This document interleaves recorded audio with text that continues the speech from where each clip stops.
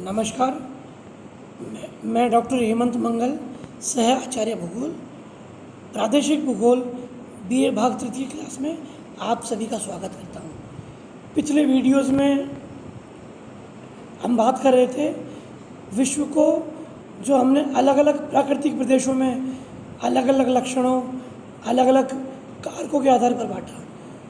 पिछली वीडियो में हमने प्रेरी प्रदेश के बारे में भूमध्य सागरीय प्रदेश के बारे में बात की थी। आज हम उसी कड़ी में उष्ण मरुस्थलीय प्रदेश के बारे में बात करेंगे। ये प्राकृतिक प्रदेशों की कड़ी के अंतर्गत तीसरा वीडियो है।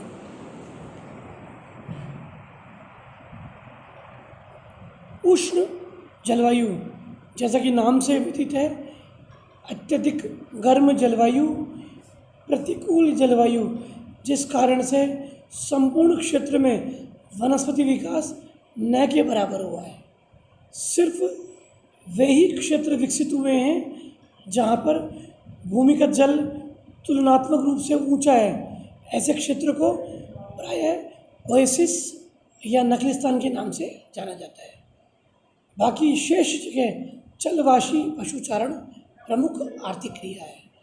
वस्तुतः ये वे क्षेत्र हैं जहाँ पर अत्यधिक प्रतिकूल दशाओं के कारण जिनका विकास लगभग न के बराबर हुआ है। यदि आर्थिक क्रियाओं की बात करें तो आर्थिक क्रियाएँ सिर्फ और सिर्फ जलवासी पशुचारण से संबंधित है। अधिकांश आय का साधन पशुओं द्वारा प्राप्त होता है। कुछ नदियाँ, जैसे बात करें नील, दजला, फरात, ये ऐसी नदियाँ हैं जो अपने अपने संबंधित क्षेत्र के लिए जीवनदायिनी है। मैं बात करूँ जैसे उष्ण प्रदेश से आशय उन क्षेत्रों से है जहाँ पर प्रतिकूल जलवायु दशाओं, कम जल उपलब्धता के कारण वनस्पति विकास लगभग ना के बराबर है। जीव जंतु हो, मनुष्य हो, बड़े प्रतिकूल परिस्थितियों में रहते हैं। वनस्पति भी विशेष प्रकार की विकसित होती है जिनमें पत्तियों के बजाय कांटे होते हैं, जिन्हें आमतौर पर हम मरुस्थलीय वनस्पति या कैक्टस के नाम से जाना जाता है। इन क्षेत्रों में जैसे सहारा का मरुस्थल, कालारी मरुस्थल, अटाकामा का मरुस्थल, ऑस्ट्रेलिया का विक्टोरिया डेजर्ट, संयुक्त राज्य अमेरिका का सोनोरन डेजर्ट, प्रायद्वीपीय भारत का थार मरुस्थल, मध्य भारत का मरुस्थल, सऊदी प्रायद्वीपीय मरुस्थल, ये विशेष क्षेत्र हैं जहाँ पर ऐसी दशाएँ पाई जाती है। सामान्य तौर पर हम मरुस्थलों को दो भागों में बांटते हैं, शीत मरुस्थल और ग्रीष्म मरुस्थल। वो वहाँ की जलवायु के आधार पर है। साथ ही यदि रेत और पथरीला भाग है, उस आधार पर हम मरुस्थलों को रैज मरुस्थल और अर्ज मरुस्थल के नाम से जानते हैं। इस चित्र में देख रहे हैं आप, आसपास कहीं भी विस्तृत वनस्पति आवरण नहीं है। सिर्फ कटीले, बबूल, आक या जीरोफिटिक वनस्पति है। मनुष्य और पशु लगभग एक जगह ही अपने जीवन यापन, अर्थात पानी का स्रोत उनके बिल्कुल अगल बगल में, ऐसी प्रतिकूल परिस्थितियाँ हैं। दूसरे चित्र में देखिए आप, इन उष्ण मरुस्थलीय भागों में एक कहावत है कि यदि आप प्रकृति से बच गए तो पानी की कम उपलब्धता आपको मार देगी। अक्सर हमने श्लोक, मुहावरों, लोकोक्ति में सुना है, पानी गए न उबरे मोती मानस चून, कि भाई पानी के बिना जीवन संभव नहीं है। तो ये सर्वविदित है। और इस मरुस्थलीय क्षेत्र में सबसे बड़ा यदि कोई समस्या है तो वो पेयजल की उपलब्धता की समस्या ही है। जिन क्षेत्रों में सर्ववाहिनी नदियाँ जैसे नील, दजला, फरात, ये नदियाँ हैं, उन क्षेत्रों में प्रचुर मात्रा में कृषि संपन्न प्रदेश है। नहीं तो शेष जगह बंजर, वीरान, वनस्पति विहीन आवरण है। और मैंने शुरू की स्लाइड में बताया था, आर्थिक क्रियाएं पशुओं पर निर्भर है। पशुओं पर निर्भर कैसे? जो पशु हैं उन्होंने इस प्रतिकूल जलवायु दशा के अनुरूप अपने को बदल लिया है। उनकी शारीरिक बनावट, उनकी आंतरिक बनावट, उनकी दिनचर्या इस प्रकार की है कि वो इस प्रतिकूल परिस्थिति में अपने आप को ढाल लेते हैं। जैसे ऊँट के बारे में कहा जाता है कि उसको 10 से 15 दिन तक पानी नहीं मिलेगा तो वो सर्वाइव कर लेगा। इसी प्रकार बकरियाँ और जीव हैं, वो कांटेदार वनस्पतियों से पत्ते चुगकर आराम से खा लेती हैं। तो उनकी बनावट इस प्रकार की है।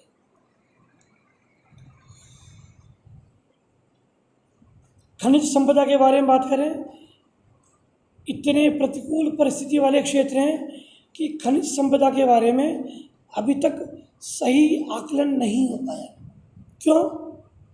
एक तो वर्ष भर मौसम के अनुरूप प्रचंड आंधियाँ चलती हैं। उन आंधियों के कारण रेत के जो सैंड ड्यून्स हैं एक स्थान से दूसरे स्थान पर शिफ्ट होते रहते हैं। साथ ही यदि खनन क्रिया के लिए हम कोई खान विकसित करें, वो भी यहाँ सर्वाइव नहीं हो पाती। लेकिन कुछ मात्रा में चांदी, सोना, तांबा, नमक, शोरा, ये ऐसे खनिज हैं जिनकी कुछ खदानें हैं। जैसे सूडान में, ऑस्ट्रेलिया में काईगुरली और कारगुरली चांदी सोने की खाने हैं, तांबा है, सॉल्ट है। कुछ क्षेत्र विशेषकर उनके आंतरिक भाग वस्तु निर्माण उद्योग केंद्रों के रूप में विकसित हुए हैं। लेकिन महत्वपूर्ण चीज़ क्या है? ये क्षेत्र प्राग ऐतिहासिक महत्व के हैं। इनमें निरंतर नए खनिज तेल के क्षेत्र मिल रहे हैं। तो जिन जिन क्षेत्रों में खनिज तेल के नए क्षेत्र मिल रहे हैं वहाँ पर पेट्रोकेमिकल उद्योग भी विकसित हो रहा है। यहाँ के लोग खानाबदोश जीवन व्यतीत करते हैं। खानाबदोश से आशय कुछ समय तक एक स्थान पर रहेंगे, उसके बाद एक स्थान से दूसरे स्थान पर रवाना हो जाएंगे। चूँकि इनकी जीवचर्या, इनके जीव जंतु इनके साथ ही प्रवास करते हैं। यह प्रवास आंशिक प्रवास भी है, मौसमी प्रवास भी है और आर्थिक क्रियाओं के अनुरूप ये प्रवास करते हैं। जो निवासी ओएसिस अर्थात नखलिस्तान के नज़दीक होते हैं, जहाँ पर भूमिगत जल सुलभ मात्रा में मौजूद है या डिप्रेशन के कारण वर्षा जल एकत्र हो गया, वहाँ के निवासी आंशिक खेती करते हैं। साधनों की कमी ने पूरे क्षेत्र के विकास के आर्थिक गति को अत्यंत मंद कर दिया है। क्यों? भाई आप सभी जानते हैं किसी भी क्षेत्र का आर्थिक विकास का जो मूल आधार है वो एक तो आधारभूत ढांचे पर निर्भर है, साथ में किसी भी उद्योग के लिए कच्चा माल और जल, ये सबसे विश्वस्त और व्यावहारिक आवश्यकता है। इन दोनों चीज़ों की आवश्यकता या नहीं है, उपलब्धता नहीं है। तो इस कमी ने क्या किया? यहाँ के आर्थिक विकास को बहुत मंद कर दिया है। परिवहन साधनों का विकास भी सीमांतीय भागों में हुआ है। मैंने शुरू में बताया था मौसम अनुरूप तीव्र आंधियाँ चलती हैं, तो जो इन मरुस्थलीय क्षेत्रों में रेत के टीवे सैंड ड्यून्स डेवलप होते हैं वो अपना स्थान बदलते हैं। तो सुदूर रेगिस्तानी क्षेत्रों में सड़क बनी, उस पर किसी रेत के टीवे का आवरण आ सकता है। तो इसलिए सिर्फ आर्थिक दृष्टि से विकसित क्षेत्रों में ही परिवहन के साधन विकसित होते हैं, या हम बोलें सीमांतीय भागों में या तटीय भागों में इन परिवहन साधनों का विकास हुआ है। नखलिस्तान क्षेत्रों में आंशिक मात्रा में खेती भी होने लगी है। सबसे इम्पोर्टेंट चीज़, नील, दजला, फरात और अन्य नदियाँ, या भारत की बात करें तो भारत का जो गंगानगर, हनुमानगढ़, बीकानेर, जैसलमेर, बाड़मेर का क्षेत्र जो पूरी तरह रेगिस्तानी था, आप देखिए इंदिरा गांधी नहर के आने के बाद उस क्षेत्र के अधिकांश भाग की काया पलट गई। बीकानेर जो प्योर रेगिस्तानी भाग था, अब उसको हम बोलते हैं बागीचा या उद्यानों का ज़िला। तो जिन जिन क्षेत्रों में नहरी जल की उपलब्धता है, उसने आवासीय प्रतिरूप में, कृषि साधनों के विकास में और कृषि उपज में बढ़ोतरी की है। अधिकांश भागों में परिवहन मार्गों का विकास खनन क्षेत्रों और प्रशासनिक आधारों पर हुआ है। जिन आंतरिक भागों में कुछ खनन की मौजूदगी है, वहाँ भी आवश्यकता अनुसार परिवहन साधनों का, सड़कों का इत्यादि का विकास किया गया है। परिवहन साधनों के विकास में सबसे प्रमुख बाधा बालू का स्तूप है, जो निरंतर अपनी जगह बदलते रहते हैं। जैसे जैसे खनन और उद्योग विकसित हो रहे हैं, परिवहन मार्गों का विकास भी उसी अनुरूप हो रहा है। जल, मैंने शुरू में बताया था, जल इस प्रदेश में नियंत्रित कारक की भूमिका में है। निरंतर बदलते आर्थिक प्रदर्शन एवं खनिज तेल की बढ़ती आय ने इस क्षेत्र में धीरे धीरे परिवर्तन लाया है। क्यों? ओपेक पूरी तरह मरुस्थलीय क्षेत्र है। जितने भी खनिज तेल निर्यातक देश हैं, Saudi Arab, Bahrain, Oman, Qatar, Kuwait, Iran, Iraq, Nigeria, ये मूलतः मरुस्थलीय प्रदेश है। यदि हम भारत की बात करें तो जो थार रेगिस्तान में मंगला क्षेत्र है, वह भी प्योरली मरुस्थलीय क्षेत्र है। यहाँ पर जो खनिज तेल मिला है, इसने उस क्षेत्र के आर्थिक परिदृश्य में बदलाव लाया है। तेल से बढ़ती आय ने इस क्षेत्र में धीरे धीरे विकास की लहर आई है, जिस कारण से न सिर्फ परिवहन प्रारूप बदला है, वरन यहाँ का व्यापारिक एवं मानवीय संरचना में बदलाव आया है। फलतः इस क्षेत्र में अब कई केंद्र विकसित रूप में ले रहे हैं।